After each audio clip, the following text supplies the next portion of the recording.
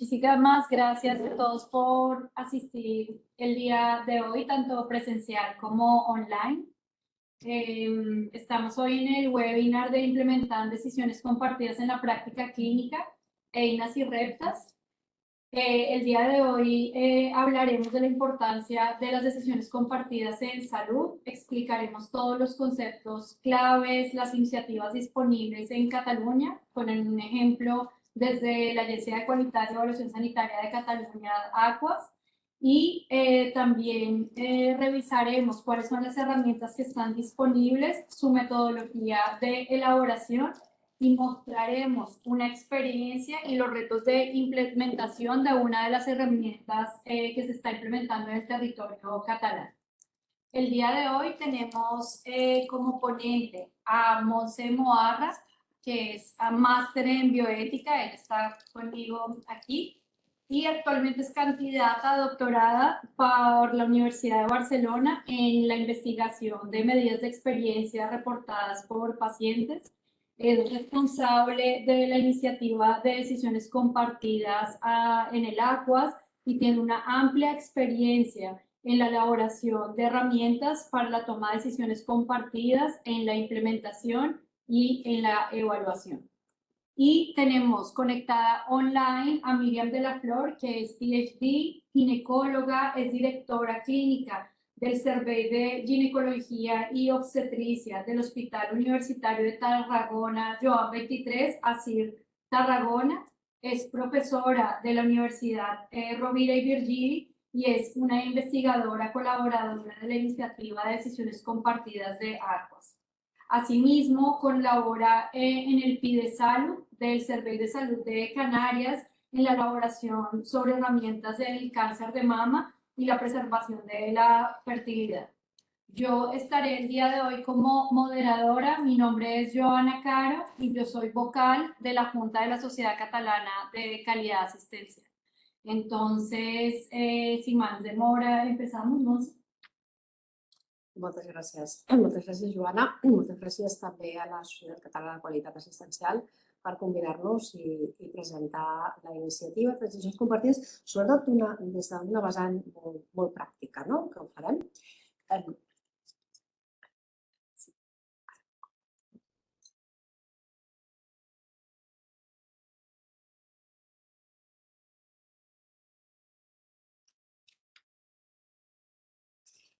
Doncs explicarem com què fem des de l'agència elaborant les eines, però també des del que dèiem, una part molt pràctica de com, a través, per exemple, de l'eina de concepció, es fa realitat a l'ús de l'eina de presa de decisió compartida per implementar tot el que és el procés de decisió compartida. D'acord, doncs explicarem la iniciativa de decisions compartides, explicarem també com desenvolupem les eines, què és l'eina d'anticoncepció, com es va elaborar i el per què vam elaborar aquesta eina, i també parlem una mica de la implementació i l'avaluació. Bé, si ens anem als inicis, doncs quan va néixer Decisions Compartides el 2015 era sobretot per canvi de paradigma en aquest model d'atenció sanitària, allunyar-nos una miqueta d'aquest model més paternalista per anar cap a un model més deliberatiu. I des de l'agència el que fem, sobretot des de la vessant més de l'evidència científica, l'elaboració d'aquestes eines el que volen és ajudar i és acompanyar. Mai substituir, òbviament, el professional, sinó acompanyar que sigui un mitjà més, un instrument per incentivar i motivar la presa de decisió compartida.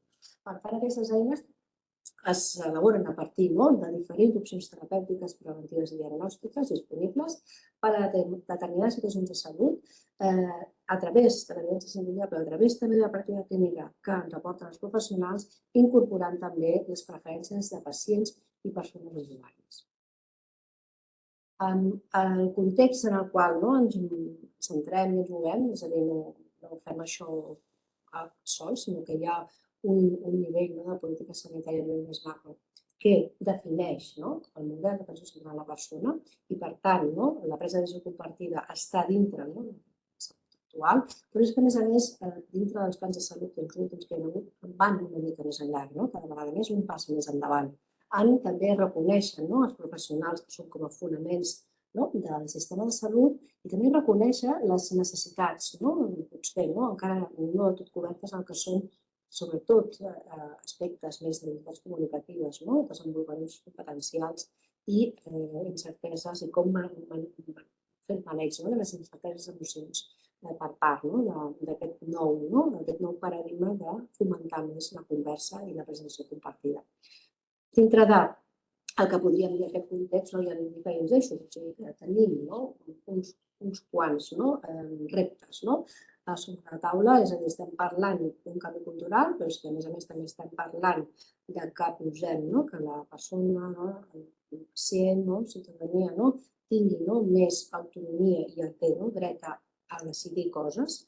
Per tant, estem parlant d'un nivell d'informació que cal que arribi d'una manera molt clara i molt entenedora. Sempre diem, decisió informada, decisió compartida. Si no proveïm aquesta informació de totes les opcions diagnòstiques terapèutiques, amb els pros i contres, amb tot el balanç de riscos i beneficis. Espera que no se escucha bien. Un segundo. Sí. Si no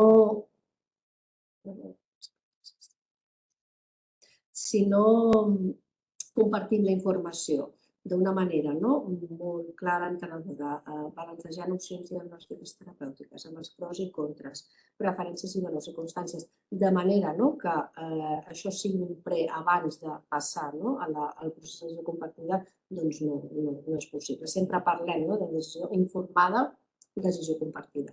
Per tant, hi ha aquí elements, veieu, de coneixement en salut, li diem alfabetització, li podem dir informació sobre dades, sobre riscos, sobre el propi llenguatge mèdic i científic que s'ha de treballar molt per tenir molt clar que arribem en aquest procés. Quan tenen sentit les decisions compartides? Ens agrada parlar que en aquests moments són adients poder elaborar aquest tipus d'eines. És a dir, quan hi ha decisions, per exemple, abans d'entrar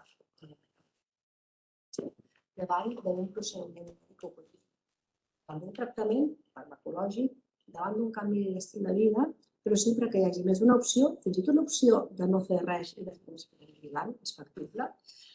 Sempre que hi ha opcions amb diferents perfils de beneficis i riscs, sempre que hi ha un tema de salut que marca una prevalença alta, perquè és un tema que preocupa o ocupa a molta gent, i quan és sensible a les preferències. Per què? Perquè els beneficis i riscos són diferents, a cada persona que li pugui pertocar decidir sobre aquell assumpte que pertany al seu estat de salut. Per tant, dintre d'aquest paradigma entenem que tenen sentit les decisions compartides i les eines en aquests contextos. Quan parlem de desenvolupament d'eines, parlem que tenim en web de decisions compartides, que és accessible per tothom, que totes les eines estan en castellà i que totes segueixen una estructura molt semblant. Per tant, estem parlant d'unes eines que tenen un procés extens, un procés d'elaboració llarg i que abarquen, en la mesura possible, tot el ventall d'informació, d'opcions de tractament, de la comparativa de les opcions, de les preferències de les persones, de les històries personals i preguntes freqüents.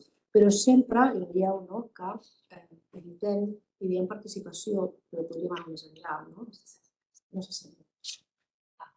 Espérame un segundo, ¿ahí se escucha bien? Ara s'escolta bé, però la Montse s'escoltava una mica difícil. Espera un segundo, intentaré hacer. Ara se'm sent millor? Sí, ara sí, és que estàs com entretallada. No sé si és que t'apropes i t'allunyes. Ara millor? Ara molt clar, sí. Està bé, està picat.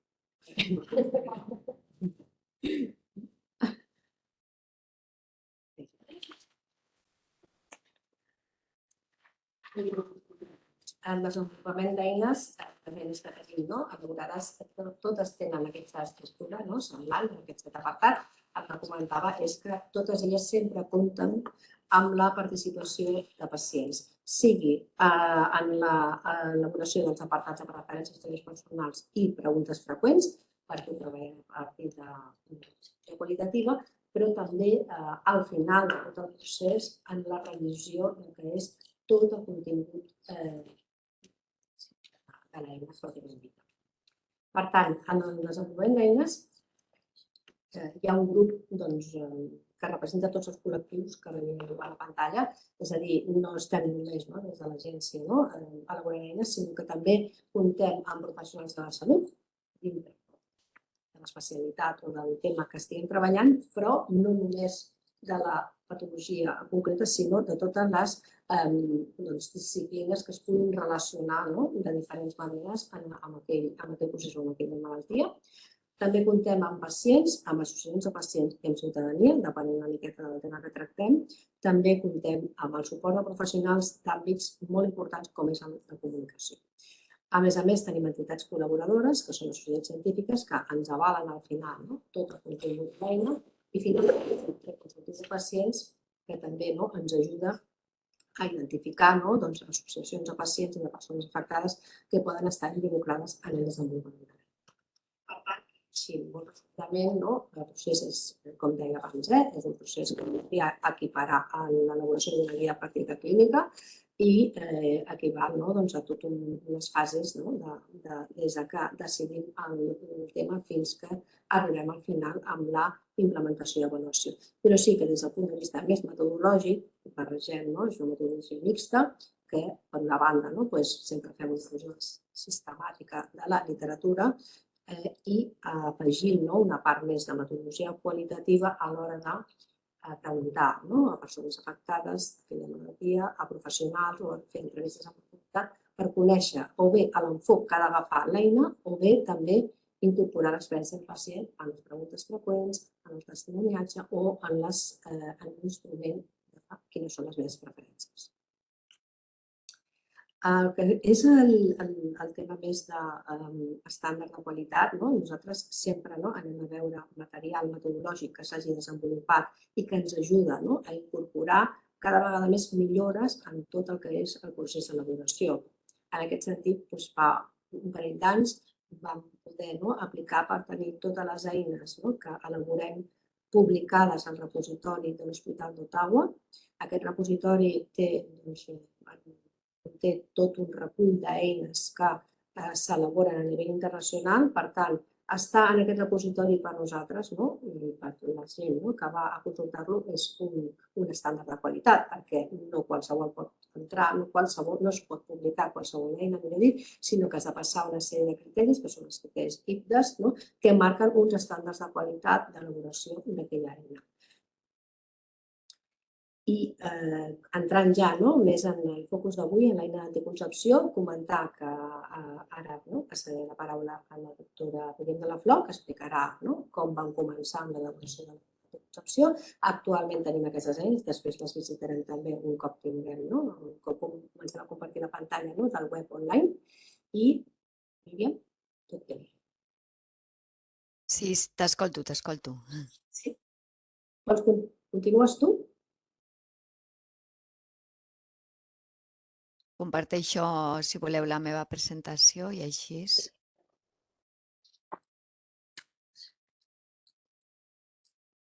Bona tarda.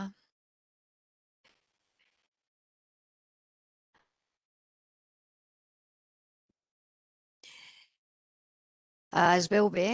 Ho veieu vosaltres? És que des d'aquí és difícil. Sí, molt bé. I endarrere. I se sent bé també, no? Sí. Vale. Doncs bé, moltes gràcies per tots els que esteu allà a l'altre cantó de la pantalla. I com bé ha dit la Montse, doncs el nostre grup va treballar en aquesta eina concreta, que és l'eina d'anticoncepció, que és una de les eines que que està tenint més acceptació entre els professionals i segurament és per lo que ha dit ella, no? És un tema molt freqüent. La majoria de les dones busquen un sistema anticonceptiu i moltes vegades és difícil donar aquest consell en 2 minuts i l'eina aquesta ens ha ajudat bastant, com veurem ara, no?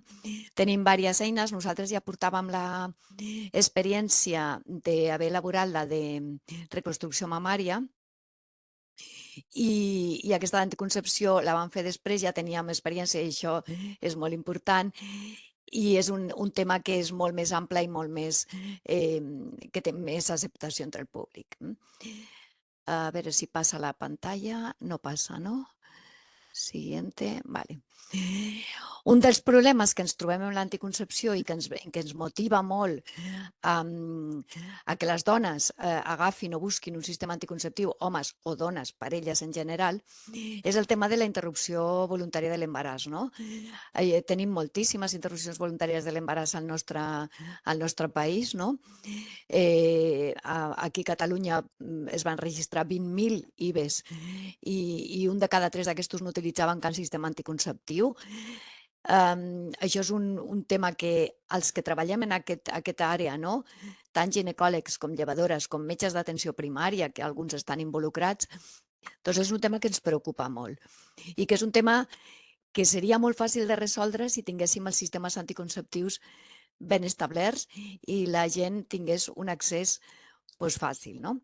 Per tant, per desgràcia, a les nostres encontrades, la majoria de la gent utilitza com a sistema anticonceptiu el preservatiu, que ja veurem després que no és un mètode que sigui molt eficaç, i seguit de la píldora combinada. Per tant, vull dir, és un camp en el que els largs, o el que n'hi diem els mètodes de llarga durada, tenen menys acceptació, potser perquè no els coneixen. Llavors, l'eina aquesta pot ser una manera d'ajudar a que la gent conegui aquests altres mètodes molt eficaços i que poden ajudar-nos a disminuir aquest número d'interrupcions voluntàries. Clar, l'objectiu de l'eina era veure què és el que necessita la població, què és el que ens està demanant les usuàries, què és el que necessiten els professionals per treballar amb les usuàries i amb tota aquesta informació poder elaborar una forma d'ajuda, no? Una eina en aquest cas. Nosaltres la vam desenvolupar en 2 etapes. Primer la vam desenvolupar només parlant de les eines d'anticoncepció hormonal i després ja vam incloure tots els mètodes anticonceptius. Quan vam desenvolupar l'eina d'anticoncepció hormonal, que era inicialment, era perquè ens trobàvem això, que la gent utilitzava el preservatiu i d'entrada rebutjaven els sistemes hormonals i moltes vegades era per desconeixença. La part qualitativa que vam fer servir va ser amb grups focals. Com ha dit la Montse, en els grups focals és molt important incloure a totes les potes implicades en el sistema, no? No només usuàries, sinó també professionals. De fet, nosaltres vam fer 2 grups focals amb professionals que no només eren ginecòlegs, sinó que també eren llevadores, que també eren metges d'atenció primària, perquè molts metges d'atenció primària fan anticoncepció molt ben feta. Vam incloure també infermeres, perquè hi ha comunitats autònomes en les que participa la infermera més activament que les llevadores, no? Vam fer també grups focals d'usuàries i en aquests grups focals vam fer usuàries de tot tipus d'edat. I el que ens vam trobar quan vam fer els primers grups és que quan convocàvem usuàries de certa edat, 30, 35, 40 anys, doncs venien al grup i podíem constituir el grup, però quan convocàvem a joves, doncs ens trobàvem que allà acabàvem soles, l'altra companya meva, que és la Imma de Molina, la experta en metodologia qualitativa i jo, i els joves no venien. Total, que a modo d'anècdota us explicaré que vam decidir, era l'estiu, nosaltres vivim a Tarragona, vam decidir agafar els nostres consentiments per gravar sota així l'aixella i ens vam anar a la platja. I a la platja vam trobar grups de joves, els vam preguntar si volien participar. Que se te fue el sonido. Se fue el sonido. Ahora. Bueno, dic que vam anar a la platja, vam agafar grups de joves i vam fer un grup focal a la platja de joves. El vam gravar i amb això vam obtenir informació. Vale? Per què? Perquè trobes que amb els grups focals moltes vegades tens problemes de participació. I després l'últim grup que vam fer va ser un grup d'homes, només d'homes, per parlar d'anticoncepció, perquè pensem que també és una pota important en tot el sistema. Per tant, amb tota aquesta informació que vam agafar de grups focals, de joves, d'adultes, d'homes i d'adolescents, amb tota aquesta informació, doncs, nosaltres vam poder elaborar o vam obtenir eixos en els que treballar. No? Eixos, sobretot, com quina era la demanda de més informació en quin mètode, quins mites i falses creences teníem, com les dones percebien, o els homes, la informació sobre els sistemes anticonceptius quan anaven al professional, si era una imposició, si era una recomanació, si els hi explicaven tot, si el professional tenia una actitud activa o passiva, com se sentien elles, si se sentien invadides, imposades, si tenia el professional una actitud paternalista, si n'hi havia preocupació per el que elles pensaven o com elles vivien o com elles percebien que havien d'utilitzar el mètode anticonceptiu, no? I amb tota aquesta informació nosaltres vam poder començar a elaborar el que és l'eina en si. Per tant, el primer pas va ser bastant llarg i farragós, que és agafar tota aquesta informació, gravar-la, ordenar-la segons eixos i després elaborar el que és la pròpia eina. No? L'eina igual segueix el mateix esquema en totes les eines de decisions compartides. Us ensenyaré la d'anticoncepció, que té una primera part que és d'introducció, també té una part de recursos per a professionals en les que hi ha informació com s'ha de donar un consell anticonceptiu, segons unes guies de Gatter, unes recomanacions de Gatter. Hi ha un vídeo sobre com presentar, ara ho veurem. Totes les eines tenen diverses pestanyes, una d'informació general, en aquest cas una que explica els mètodes anticonceptius, una altra que són taules comparatives entre els sistemes anticonceptius, una altra que és una eina activa que després us ensenyaré, les històries personals i les preguntes freqüents que ens han fet les dones. Tot és real agafat. Ara, quan naveguem per l'eina, us ensenyaré més activament aquesta pestanya en la que podem veure els mètodes classificats segons les característiques que tenen més comunes, doncs els barrera, els hormonals, els naturals, perquè sigui més fàcil per trobar, sobretot pel professional, a l'hora d'ensenyar. Després les dones poden navegar més fàcil també si tu els has explicat. Aquí tenim les històries personals de joves, dones i homes que ens han explicat la seva experiència i nosaltres la vam resumir, la vam plasmar aquí en històries personals i les preguntes freqüents que moltes recullen o responen a mites que nosaltres vam detectar en aquestes entrevistes i en aquests grups focals. Aquesta seria una de les taules de compara les teves opcions, que ara la veurem. I aquí en els recursos dels professionals, com us comentava, hi ha uns vídeos en els que els professionals intenten desenvolupar com fer un bon consell anticonceptiu. També l'Aqua se'ns va facilitar aquests fulletons i pòsters que nosaltres hem penjat als nostres asirs d'aquí de la zona i que es van enviar, crec, als asirs de tota Catalunya i consultes per poder penjar a fora la consulta i que la dona, mentre està esperant allà a la consulta, pugui veure que tenim eines que ens poden ajudar en el nostre sistema sanitari, que poden ajudar les dones.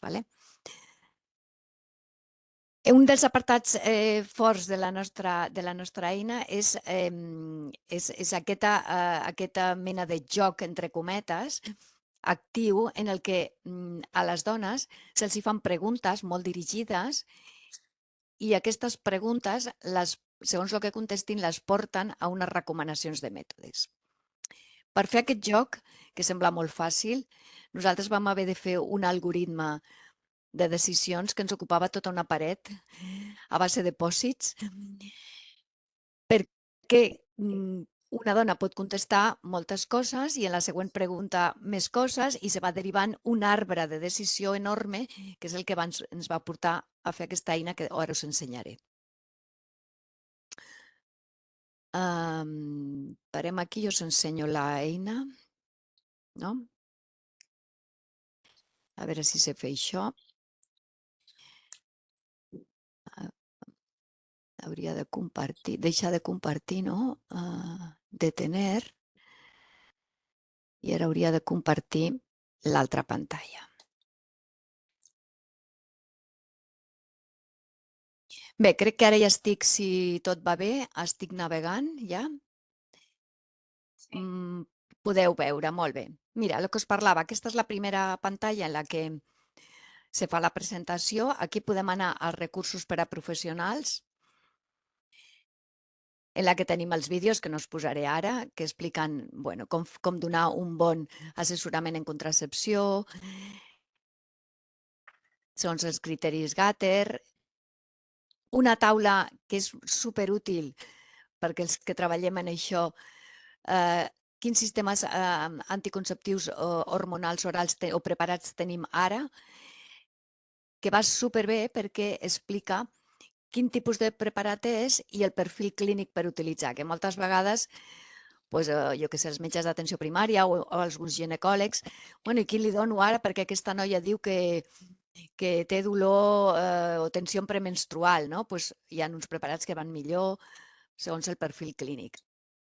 Els tipus de DIUs, que en tenim un bon grapat, i tota aquesta informació ens la podem descarregar en PDF. Això seria ajuda pels professionals.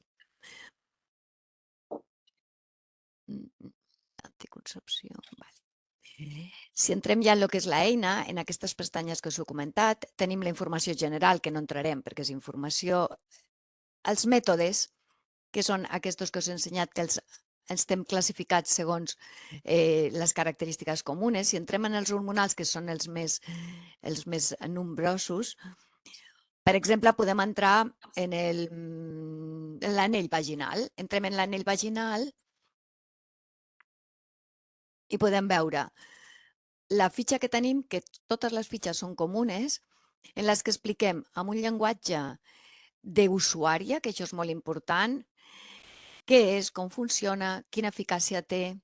Quan nosaltres vam elaborar això, si mireu, no surten percentatges. Una cosa tan tonteria com és que els professionals parlem en percentatges, les dones moltes no entenen els percentatges, però si els diem que de 100 dones 99 o 98 no es queden embarassades, ho entenen perfectament.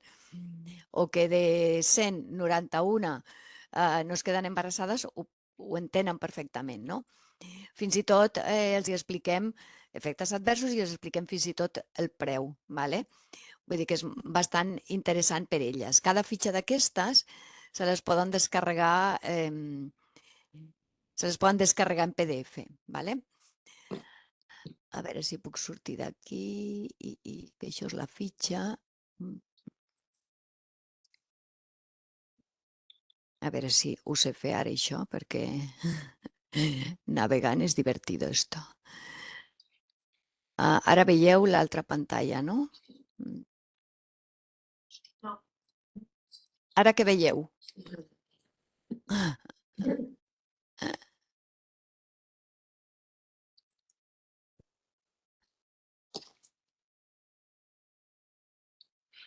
Espera, compartir. Torno al web, no? Sí. És complicat això, espera't. Això és el PowerPoint. Aquí, estic aquí. Compartir.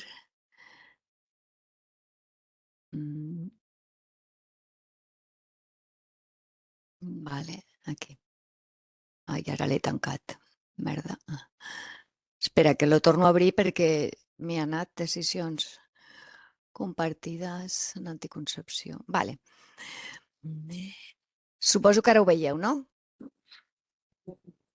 Veieu o no? No? compartir una altra vegada, espera, aquí. Perdoneu, és que això de navegar costa una mica. Ara? Sí. Vale.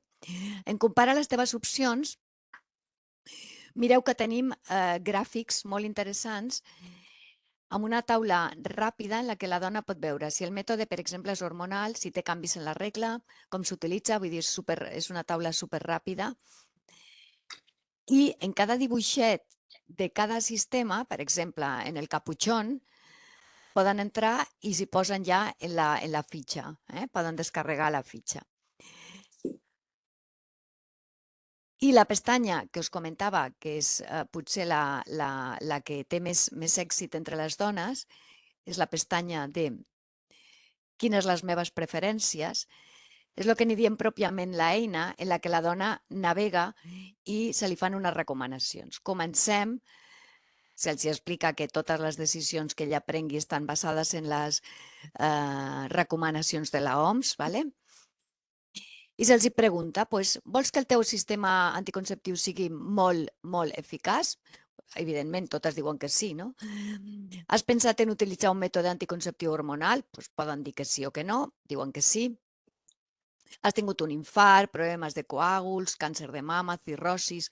Clar, totes aquestes preguntes estan orientades en els criteris de la OMS d'elegibilitat dels sistemes anticonceptius, que com ja sabeu, doncs la OMS ens dona unes recomanacions de contraindicació. Si la dona diu que no ha tingut cap d'aquestes situacions, tampoc és fumadora, ni té lupus, ni és diabètica, no està donant de mamar, no vol un sistema que sigui compatible amb la lactància. Li costa un sistema anticonceptiu diari? Moltes te diuen que sí, que els hi costa. Té alguna anomalia anatòmica de l'úter, té sida, té càncer cervical? No. Tens una pressió més alta de 160-100? No. És imprescindible per a tu utilitzar un mètode de llarga durada que no et faci estar pendent? Bueno, poden dir sí que o no, no és imprescindible. Doncs mira, els hi fan una recomanació d'anell vaginal, d'implant, de DIU, de pegat o d'anticonceptiu injectable de gestàgens. Els hi fa una recomanació basada en els criteris d'elegibilitat de la OMS sense haver de mirar la taula de la OMS. La dona pot escollir, pot descarregar-se clicant aquí la fitxa que hem vist abans i ella mateixa pot fer aquesta eina a casa seva. Com fem nosaltres això a la consulta? Perquè, clar, vosaltres me direu, i què t'estàs 3 hores a la consulta amb aquesta dona? Perquè, clar, si li he d'ensenyar tot això, estem apanyats, no?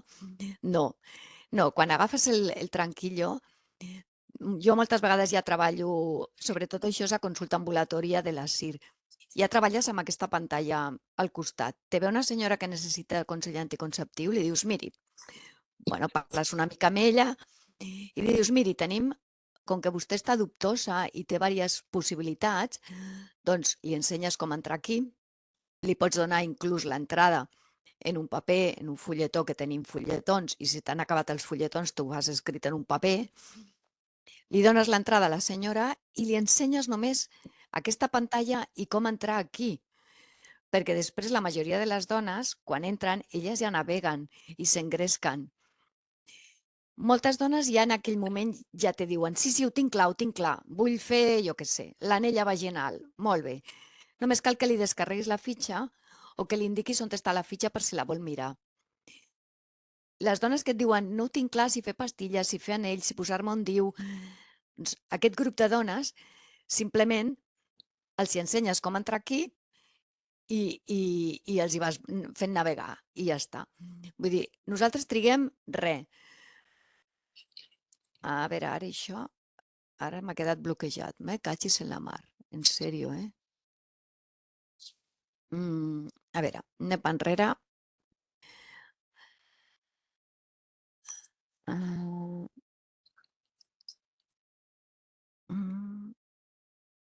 Vale.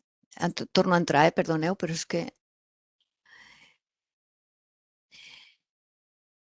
Bé, una vegada ja hem vist aquesta pantalla, la següent pantalla és històries personals, que jo crec que no hem d'entrar, i preguntes freqüents, que és una mica el que hem parlat, no? Els mites que tenen les dones, si me col·loco un DIU, hauré de fer revisió del DIU cada any? Doncs no. Si prenc pastilles molts anys, després me quedaré estèril? Doncs no. Vull dir, mites d'aquestos que són força freqüents.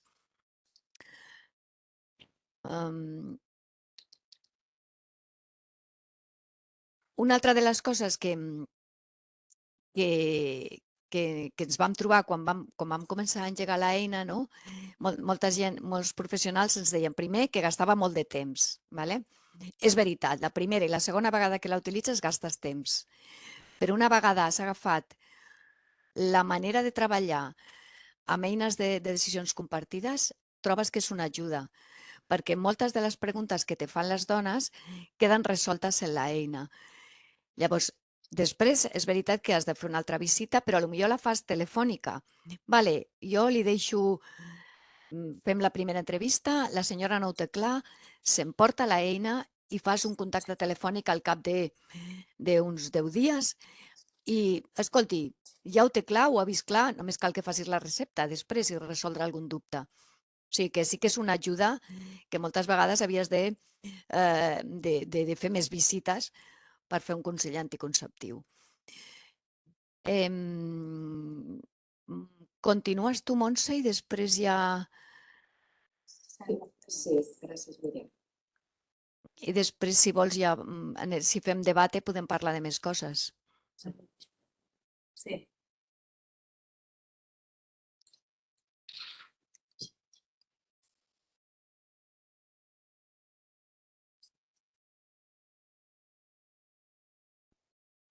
Ara sí, no? Doncs gràcies, Míriam. Per acabar de fer un viatge una miqueta pel web i quines són aquelles eines que hem vist, la presentació que teníem, veureu ara que hi ha actualment un total de 13 eines publicades: endometriosi, esclerosi lateral amitròfica, artritis reumatoide, ostomia urològica, reconstrucció mamària, ostomia digestiva, malaltia renal crònica avançada, càncer de pròstata, esclerosi múltiple, atenció final de la vida. És a dir, són temes variats, diferents, i que treballem depenent una miqueta també de les necessitats del sistema de salut. Si entrem, per exemple, en un cas, en una eina diferent, concepció, endometriosi, perquè veieu una miqueta, treballem també els continguts, tot i que els apartats són els mateixos, quan estructura, sí que, òbviament, hi ha un treball de customitzar i adaptar-nos. Per exemple, amb l'apartat de les preferències, en aquest cas no hi ha un aplicatiu al darrere, però sí que hi ha l'eina d'aquesta decisió compartida és un qüestionari que ajuda a la reflexió i que ajuda a la persona mitjançant aquestes icones que veieu ara, aquestes preguntes, com pensar, com anar una mica més enllà i segurament poder preparar millor la visita per decidir sobre el tema, per exemple, en aquest cas, el tractament farmacològic en l'endometriosi. Per tant, aquest tipus justament d'aquesta eina, que això és l'eina en concret, que com deia la Míriam, la fem i la treballem amb persones, en aquest cas, amb dones afectades d'endometriosi. És a dir, que aquest apartat de quines són les teves preferències es treballa de manera diferent. A vegades poden ser un aplicatiu, no té per què ser, a vegades pot ser un qüestionari més d'aquest tipus i fins i tot podria ser un 4, un paper, un format digital o un format més en paper, depenent una miqueta de les necessitats que tinguem. Si entrem, per exemple, amb l'eina que comentàvem abans, de l'ostomia digestiva, també tenim aquí els mateixos, l'estructura d'apartats i a l'apartat de les preferències torna a ser aquest tipus de preguntes.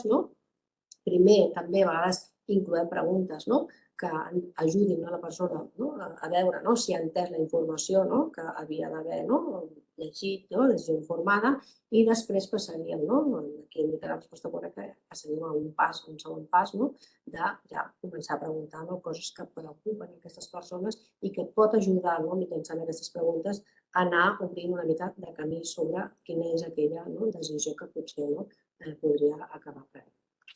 I, dit això, potser continuem amb la presentació. Se m'escolta bé, no, ara?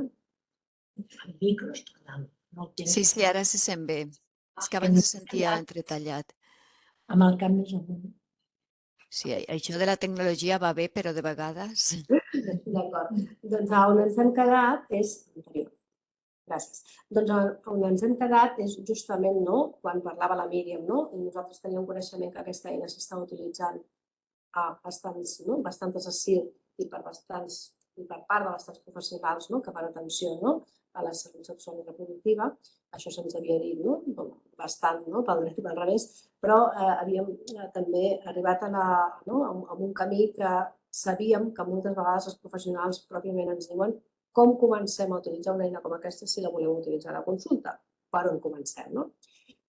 I per tant, vam fer una parada i vam reflexionar sobre com podeu ajudar més enllà de fer l'eina a professionals a la partida clínica a utilitzar aquest tipus d'eines. Per tant, vam veure quins marcs s'havien elaborat a nivell justament més internacional, més que a nivell nacional, i vam trobar un marc teòric, que és aquest que veieu en pantalla, que són tres, parla de tres fases de com implementar aquest procés per a la recerca compartida. Aquest marc és marc teòric del Green, que parla de crear un equip, després d'explicar i definir quin és el plantejament de les opcions i explorar les preferències per finalment com es pren aquesta decisió dintre d'aquest procés de decisió compartida. En aquest cas, vam començar per anticoncepció.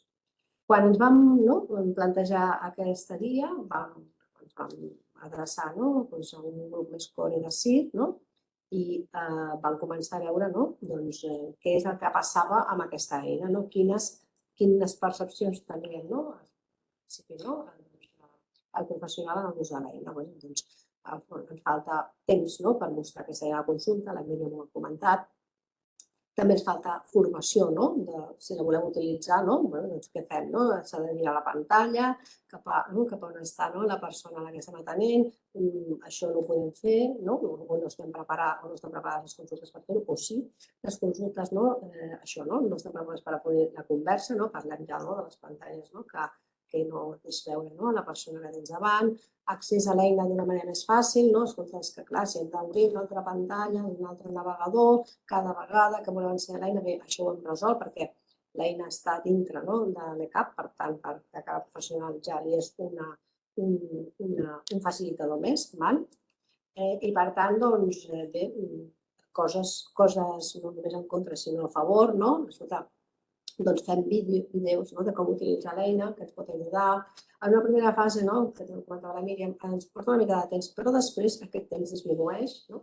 És una eina de qualitat, tenim accés a la informació contrastada de qualitat, per tant, això és un punt a favor. Augmenta la confiança en la persona que parli la professional i després també, si tenim indicadors de com monitorar l'ús d'aquesta eina, doncs seria l'ideal.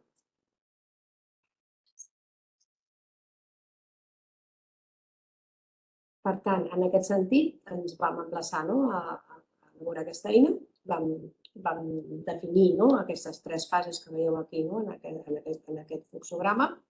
L'eina té aquest contingut, és a dir, a qui va dirigida la guia d'implementació té aquest contingut, és a dir, a qui va dirigida aquesta guia. També parla una mica de què són les decisions compartides, què és aquesta eina d'anticoncepció de decisió compartida, quin és el model teòric, però sobretot és una eina molt pràctica, és a dir, hi ha exemples de frases de com el professional pot adreçar-se a una persona més jove, pot adreçar-se a una persona més gran, què passa amb els menors en la consulta sobre aquests temes i, per tant, no és una guia teòrica, de 40 o 50 pàgines de il·lustració per on començo, sinó una guia molt pràctica i amb exemples que poden ajudar les persones. Aquest és el treball de la guia, actualment la tenim en procés de revisió externa, però sí que el que ens emplaça és a poder tenir un procés estandarditzat d'aquesta utilització d'aquesta eina a tot el territori, perquè tothom pugui tenir el mateix patró o per on començar.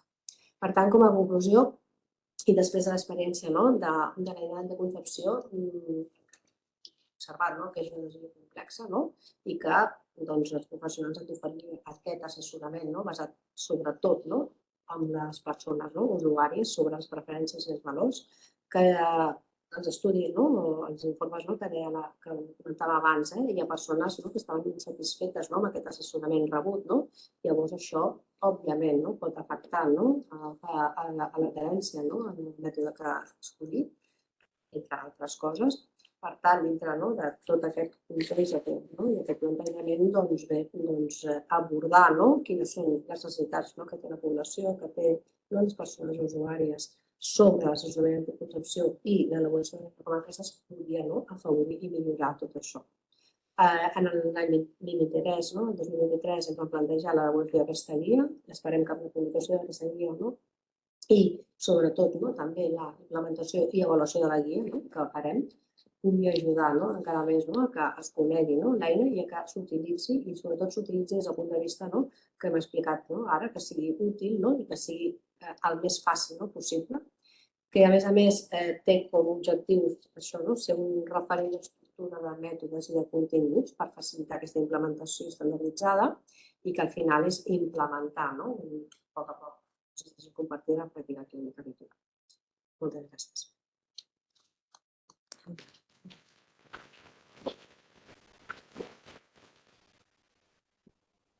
Monse y Miriam, muchísimas gracias por las presentaciones. Yo creo que es muy interesante ver desde la iniciativa de Decisiones Compartidas cómo se está cambiando este modelo de atención sanitaria, cómo podemos ver todo el proceso de las herramientas que tienen un trabajo muy exhaustivo desde la elaboración y ahora desde todo el proceso de implementación, pero también podemos ver desde la experiencia de Miriam cómo podemos verlo en la vida real, que ya los profesionales la utilizan y que también los ciudadanos también pueden empezar a tener esta experiencia con las diferentes herramientas, que no es algo teórico, sino es algo que ya estamos utilizando. Entonces, no sé si alguien tiene alguna pregunta. Perfecto. Si soc Maria de Santinyà, una pregunta, però deixen moltes, però una. L'actualització, això està també sistematitzat? Perquè, clar, quan m'han dit el preu de la... Dic, tia, el preu, això implica una actualització anual, com a mínim, no? És una gent... És aquesta la pregunta. Mira, dintre del mes vinent iniciem l'actualització d'aquesta eina. Totes les eines tenen un període d'actualització, normalment són de 2 o 3 anys. És cert que aquesta eina ja l'hem actualitzat diverses vegades, per això que estàs comentant justament, però sí que cada 2 o 3 anys hem d'actualitzar cada una de les eines que elaborem i torna a ser un procés quasi d'inici. És a dir, no és ben bé el mateix, com si comences des de zero, però és un procés que porta. Posa l'actualització a l'eina. Sí, posa. Algunes de les eines tenen fins a 3 dates. La primera data d'inici de l'elaboració de l'eina, després si s'ha revisat i després quina és la propera actualització prevista. De fet, aquesta pregunta me va de fàbula perquè nosaltres dimarts, avui som dijous, dimarts vam fer aquí una jornada local d'actualització en temes amb atenció primària, que teníem convocats els metges d'atenció primària i els ginecòlegs. Es va parlar d'anticoncepció, que va parlar una llevadora, i tenim un nou anticonceptiu que l'hauríem d'incloure, que dimarts vam parlar d'ell i que jo ja tenia pendent de parlar amb l'Aquas d'aquest tema. O sigui que estem contínuament amb coses petites, molt petites, però que s'han de canviar. Alguns dels sistemes que no estaven finançats ara estan finançats, s'ha d'escriure. Vull dir, hi ha petites coses que, clar, és una eina que està viva, que és dinàmica. Sí, a més han entrat genèrics nous, l'altre dia també ho comentaven. També arran de la validació que vam fer, que a la presentació hi havia algunes publicacions, aquesta eina es va validar a nivell nacional, un estudi, i es va validar. Hi van haver coses interessants que volem introduir com elements de millora, justament amb aquest algoritme per ajudar a l'assessorament. Quan parlàvem de l'adherència com un clau, hi ha una escala amb 3 o 4 preguntes de Morisky, pots saber perfectament el perfil de carència de la persona, llavors allò ja et marca de dir, home, doncs no, un altre. Bé, doncs això és no parar. ¿Quién más tiene alguna pregunta? Yo aprovecho porque yo tengo una pregunta también para cada una. Miriam, yo te quería preguntar cómo fue de manera general pasar como del modelo tradicional en que atendías a tus pacientes a un modelo de decisiones compartidas. O sea, cómo fue esta transición y también cómo lo vivió tu entorno o los otros profesionales también en todo este proceso. Sí, ara parlem de l'eina d'anticoncepció que francament ha estat relativament fàcil d'introduir en el meu medi, primer perquè s'ha de dir, ho hem de reconèixer els mèdics, però les llevadores han estat molt més fàcils de començar a utilitzar l'eina que els metges. Els metges ens ha costat més, però les llevadores l'han rebut amb molt de bon ànim i per això aquesta eina s'està utilitzant molt i també perquè té molta més indicació. Nosaltres veníem de la... ¿Estás silenciada? ¿Otra vez te fuiste un momento? Sí, ara? Sí. Deia que l'eina d'anticoncepció no ens ha costat gaire d'introduir al medi, primer perquè ja teníem l'experiència de la reconstrucció mamària, que ja us explicaré, però sobretot també perquè implica molt la infermeria, llevadores, que estan molt més receptives a aquestes eines que moltes vegades els metges. S'ha de dir això i és veritat. Però la primera que vam començar, que va ser la de reconstrucció mamària, ens va costar moltíssim. Moltíssim, moltíssim. Jo no sé si aquí dintre del públic hi ha algun cirurgià, però clar, la de reconstrucció mamària implica cirurgians. Jo soc cirurgiana de la mama, vull dir, a mi és el tema, és la meva àrea principal d'actuació i clar, parlar amb cirurgians de que han de parlar amb les dones de quines són les seves possibilitats i quines són les seves preferències i que a un cirurgià plàstic una dona li digui que no se vol reconstruir la mama, doncs això costa molt. Costa molt i ens va costar d'implementar, però quan després te mous entre els cirurgians plàstics i alguns han utilitzat l'eina, doncs et diuen que els hi ha ajudat, a explicar a les dones avantatges, desavantatges, a que entenguin millor què passarà, a que entenguin millor quan els resultats no eren els que tots esperàvem. Clar, tot això ajuda. És un canvi cultural que ha costat moltíssim, moltíssim. Jo el primer que vaig demanar va ser una taula rodona a la meva consulta per parlar amb les dones al costat en lloc de davant i quasi me comen en el servicio. Ara només tinc una consulta així, les altres estan amb la taula tradicional, però tinc una amb taula rodona, que és en la que passo jo visita. Costa, us he de dir que costa, però una vegada ho tens per la mà, la gent comença a veure beneficis, No només els usuaris, els professionals, dic, perquè els que costa són els professionals. Y si quieres, antes de preguntarte, Monse, también vamos a ver las preguntas de las personas que están online.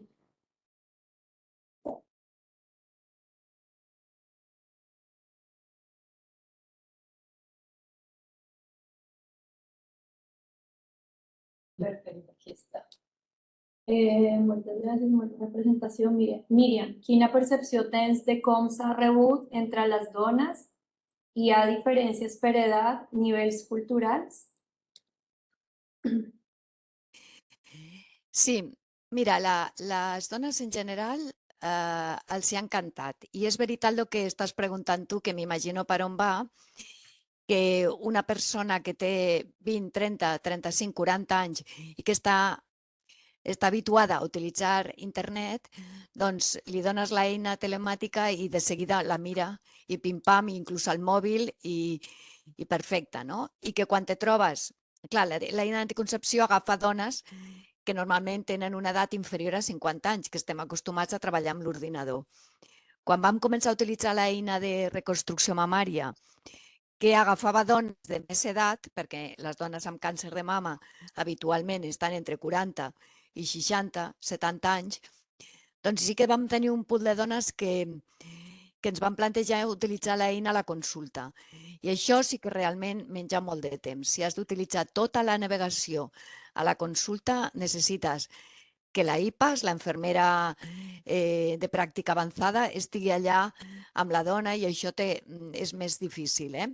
És veritat, per tant, la pregunta que fas, si hi ha diferències entre edats, doncs sí, la d'anticoncepció ha costat menys. Jo crec que també un altre motiu és que la gent és més jove i està més acostumada a les eines telemàtiques. I llavors, en la de reconstrucció mamària, ens van fer una infografia a l'Aquas, que era una mena de taula en un quadret, que ens ha ajudat moltíssim, en la que hi havia una columna que deia me reconstrueixo, no me reconstrueixo, me reconstrueixo en diferit.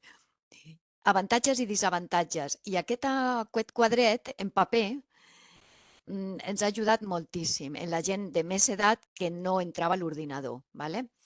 En quant a les diferències culturals, clar, l'eina està en castellà i en català, l'idioma s'hauria posat també en anglès perquè ara tenim molta població que parla anglès, però bueno, en principi el tema, la cultura, clar, si tens un nivell cultural que no tenen accés a ordinadors i a eines informàtiques, te trobes el mateix problema. I és veritat, vull dir, quines metodologies i indicadors s'utilitzen per a l'avaluació? Doncs mira, això és el que ha dit abans la Montse, no? Una de les coses que se va fer amb l'eina d'anticoncepció és una validació de l'eina i amb això se va implicar a totes les comunitats autònomes. Es va contactar amb Galícia, amb Andalusia, Aragó, crec que País Basc, Madrid, València, n'hi havia diverses comunitats, llevadores i ginecòlegs que estaven utilitzant l'eina i se van agafar diversos indicadors telemàtics de cada un d'ells com utilitzava l'eina. Al cap de 6 mesos, si la dona tenia adherència al mètode o no, o l'havia abandonat, quants embarassos no desitjats havíem tingut, i aquests indicadors se van recollir i estan publicats. Estan publicats. Si voleu, després us passo la referència bibliogràfica. Sí, afegir, Míriam, que és a dir, aquí a nivell de públics nosaltres no tenim res, no? De metodologia ni d'indicadors publicat al web, però sí que hi ha instruments validats, és a dir, depenent una mica de l'objectiu que tu vulguis avaluar. Si tu vols avaluar si la informació i l'eina ha ajudat per resoldre conflictes, doncs hi ha l'escala O'Connor, no? Que està traduïda a molts idiomes, que es pot passar i justament t'ajuda a veure si la persona ha de contestar una sèrie de preguntes en la qual es pot veure si ha ajudat a prendre una decisió o no aquella informació. A més, l'escala O'Connor té la regret, que també t'ha de passar al cap de 6 mesos, que igual tu has pensat i has canviat d'opinió. Aquesta és una vessant, la part més de resoldre el conflicte, la decisió de la persona, però també hi ha les escales desenvolupades pel Linewin sobre el procés de presentació compartida, en el qual són instruments de 9 ítems, també estan traduïts al castellà, estan validats, i al castellà i l'anglès en molts idiomes, sobre el qual pregunta a la persona si s'ha sentit escoltat per la professional, si li ha donat opció de fer preguntes a la consulta, si l'ha fet partícip de la decisió, i això et permet avaluar el que és més el procés de presentació compartida.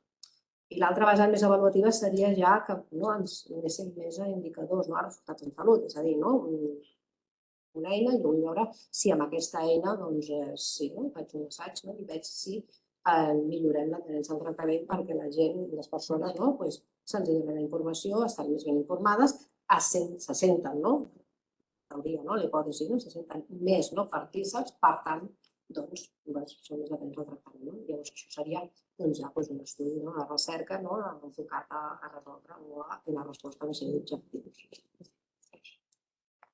Hay otra pregunta, que per accedir a población de altres països ho teniu traduït en altres idiomes? No. Castellà. En castellà i en català. Teníem previsió de fer-lo en anglès i se'ns ha quedat allà penjat, però bueno. Vamos, mi pregunta también iba en relación a la evaluación. después de todo este proceso, ¿cuál era como la previsión también para evaluar las herramientas no solo como de la parte de, o sea, toda la evaluación de la implementación? És a dir, el que és més avaluar l'eina en si, no? La utilitat de l'eina. Sí. Nosaltres el que fem quan hem desenvolupat aquesta guia és fer un apartat també d'avaluació de la implementació de l'eina, la qual sí que fem una proposta de qüestionaris que hem treballat en el company per veure quina és la utilitat de l'eina a la consulta, tant per part del professional com de la persona usuària. I el que pretenem, sobretot, és tenir evidència, de tenir informació de que les eines són útils i serveixen o bé perquè la persona té, se sent més informada, però a més l'ajuda o no a resoldre el dubte. Ara que a partir d'aquí, si la volguéssim anar més enllà, doncs seria apostar per fer un estudi d'investigació concret i anar a veure si les eines ajuden quan a resultats en salut. Què ens diu la literatura? Hi ha estudis, crec que hi ha una revisió d'aquest any que s'ha publicat, que justament diu que quan hi ha més adherència als tractaments, quan s'utilitza aquest tipus d'eina, i que a més, quan les persones tenen tota la informació d'aquestes opcions, diferents opcions, sempre hi ha una tendència a escollir allò o aquella opció menys intervencionista. I això hi ha estudis que sí que ho han dit igual. Per tant, hi ha marge encara per poder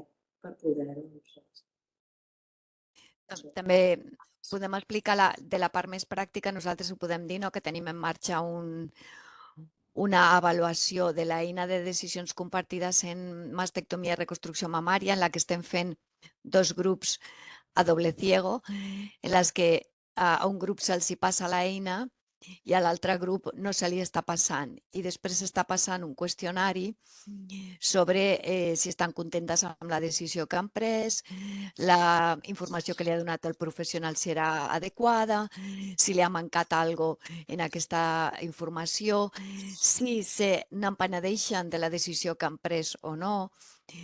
I estem fent la recollida de dades. Tenim un grup que li estem passant l'eina i un altre grup que no. I totes són mastectomitzades amb possibilitat de reconstrucció mamària. I s'està fent en diversos hospitals de Catalunya.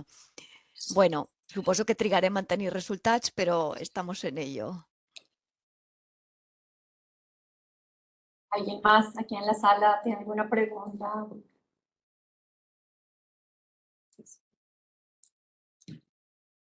Perfecto, pues si nada más tienen más preguntas, gracias Miriam y gracias Monse por participar en este webinar y muchas gracias a todos los asistentes por asistir el día de hoy.